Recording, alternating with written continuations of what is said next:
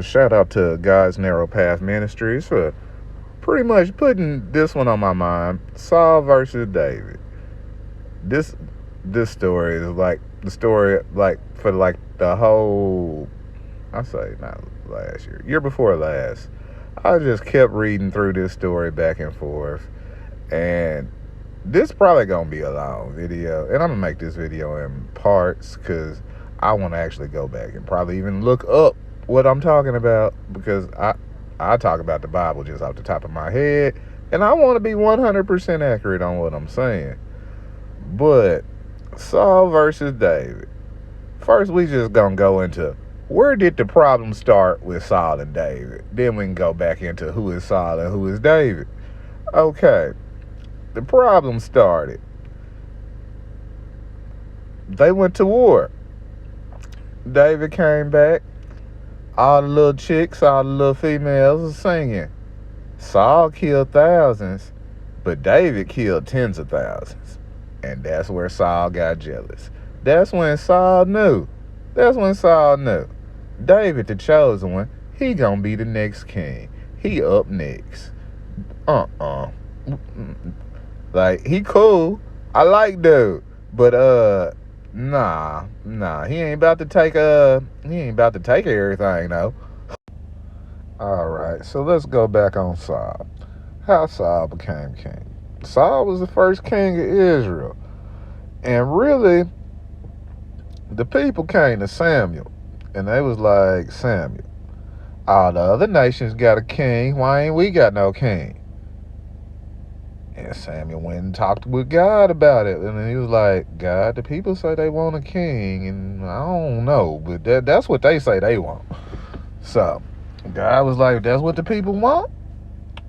Go and find them a king. So he found them a king.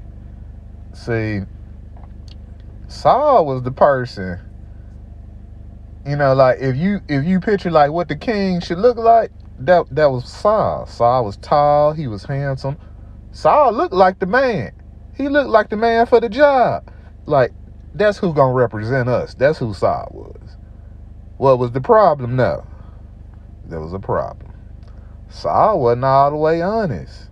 Saul wasn't really no people person.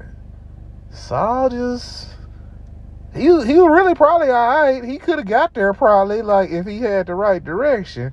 But y'all just took this man out of nowhere and took him, like, all the way to the top. And what happened when people go to the top?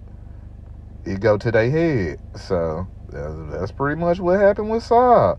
Saul was not following the directions that God gave him. He was kind of sort of following directions. Like, Saul was smarter than the average bear. And sometimes it don't require you to be smarter than the average bear. Sometimes you just got to do what you was told to do. So that was the problem with Saul. Saul was out there messing up, trying to be smart, like some of us probably did. And like with most things in life, at some point, enough was enough. So God, he hollered at Samuel. He was like, Samuel, go holler at Saul. See what bro got going on. See what he got going on, because it ain't looking good. I know he ain't do what I told him to do. Like, he did some extra. Like, go and holler at him, see what was on his mind with doing the extra. So Samuel go and holler at Saul. Saul just gonna lie about it, like, and lie and make excuses like he ain't do nothing wrong. See, that's the problem. See, when God's like, just admit what you did wrong and we can move forward. Like, Saul wasn't that dude. I wasn't wrong. I ain't do nothing wrong. That's when Samuel came back with that message. It was like, yeah, your days is limited. It's about to be over. So just we're gonna go and cut this one short, cause you ain't working out right. He's still the king though, but he knows something about to happen, and yeah. So that's when it's like, yeah, God told me to go and look for a new king. Okay. So now, in contrast with Saul, let's go and look at David. See, David was a good dude. David just like, if God told me I can do it, I can do it. David, the same dude, killed Goliath. And you would think, like, after that, like, he got some respect. Like, nah, David's still back in the field, back there working them sheep. So, basically, Samuel came up to Jesse, because God told Samuel that, God told Samuel that the next king gonna come from Jesse.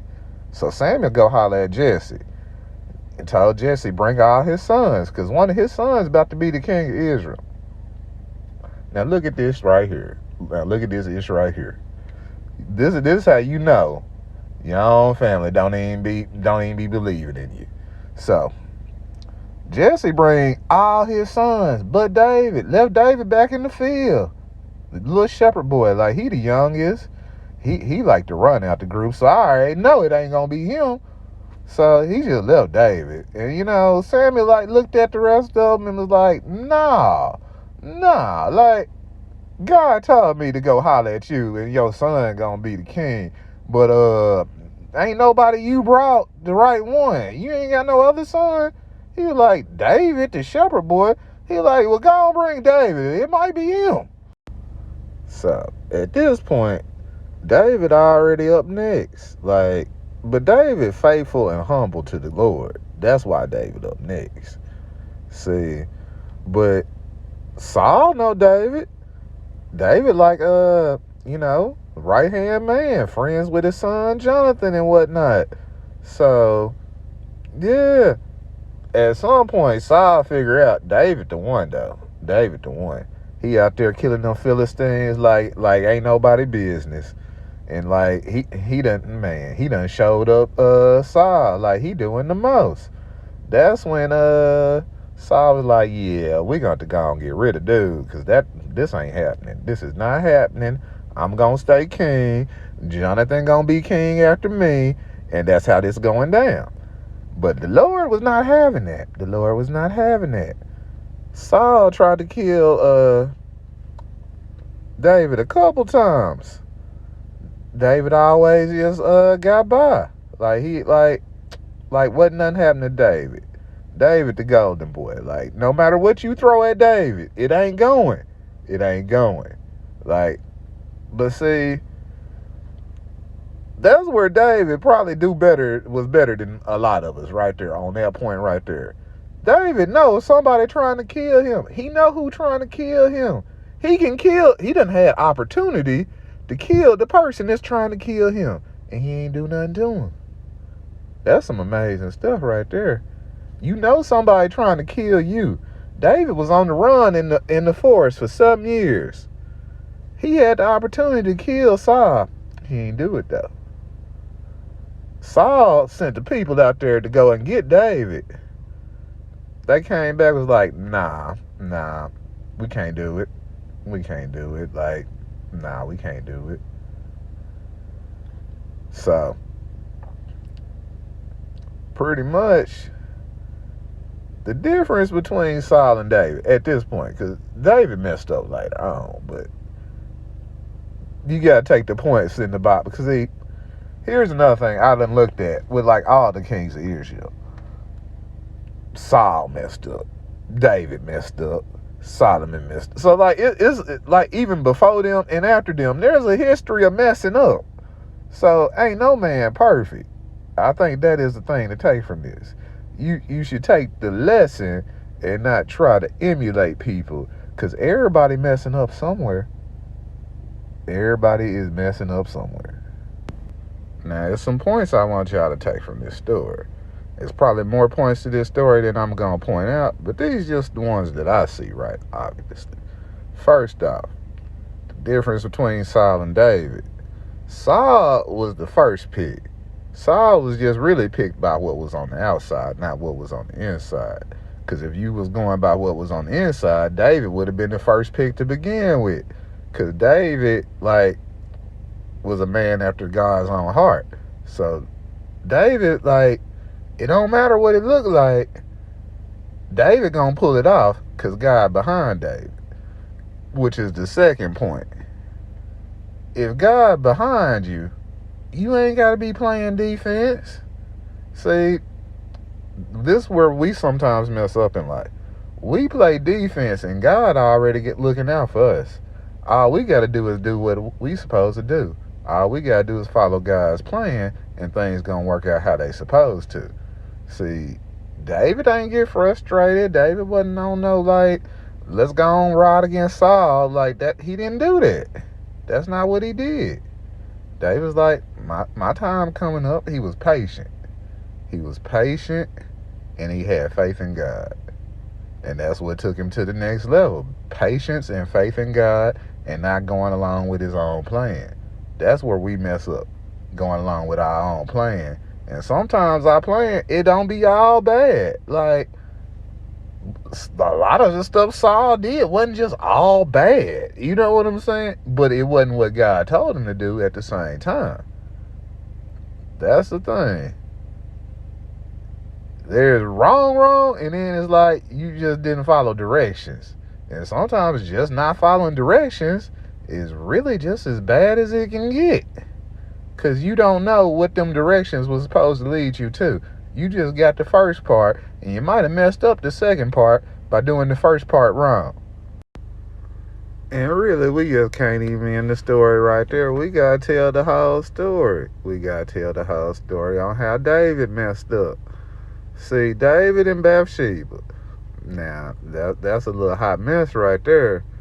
See, we ain't gonna, y'all know how I got started. He saw her bathing or whatever, and blah, blah, blah. Okay.